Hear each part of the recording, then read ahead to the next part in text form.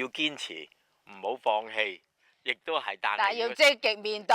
呢個係而家我哋反為係唔好講話香港，全世界嘅人都係要面對緊呢樣嘢。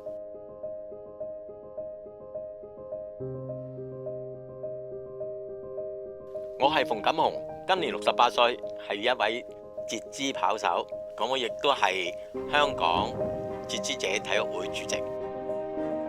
今年我哋香港同埋全世界都發生咗疫情啦，咁變咗嚟講，好多世界賽都唔可以舉行嘅。好開心咧，地喺舊年2019年嘅納米比亞咧完賽之後咧，我哋亦都係完成咗我哋個4大極地馬拉松嘅大滿貫。其實納米比亞呢個比賽咧係都幾特別嘅。哇！行兩步線一步行兩步，又大風喎！哇！淨吹翻你落嚟咁滯喎，啲風個人就冇乜嘢，係隻腳腫咗啊！呢隻腳又腫啦，你冇辦法㗎啦！你連普通健全嘅都會腫啦，啲腳都腫。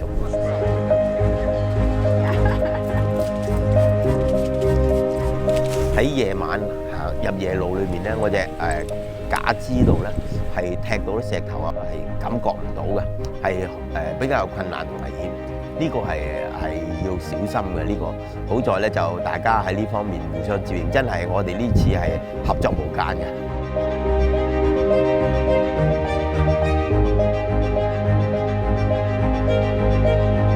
我會覺得係越戰越勇。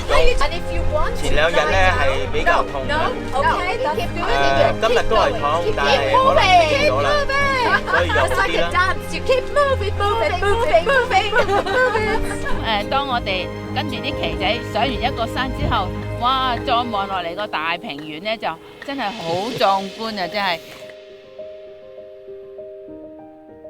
雖然話喺過程裡面咧都有正常嘅拗撬啊，或者係唔同意見，但係呢啲好普通嘅啫。我覺得人生就係應該係有唔同嘅喜樂。多謝。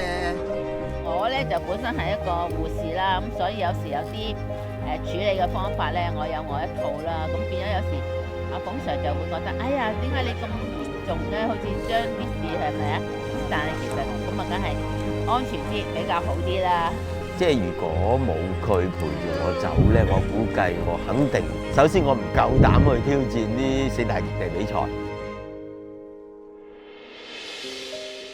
以我今天咧，其實都仲可以有啲少少嘅正能量係輸出嚟。我覺得係起碼鼓勵咗一啲傷殘人士啦，或者一啲小朋友啦，係對任何事情唔能夠係咁容易放棄，或者係堅持。